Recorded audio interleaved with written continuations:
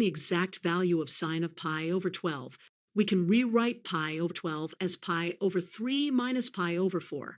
Now, we can use the sign difference formula, which is sine of a minus b equals sine, a cosine b minus cosine a sine b.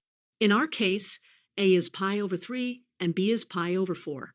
Let's plug these values into our formula. So sine of pi over 3 minus pi over 4 equals sine of pi over 3 times cosine of pi over 4, minus cosine of pi over 3 times sine of pi over 4. Now we need to evaluate each term. Sine of pi over 3 is square root of 3 over 2. Cosine of pi over 4 is square root of 2 over 2. Cosine of pi over 3 is 1/2, and sine of pi over 4 is square root of 2 over 2.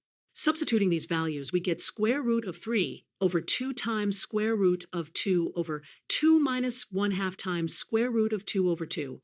Multiplying these out, we have square root of 6 over 4 minus square root of 2 over 4.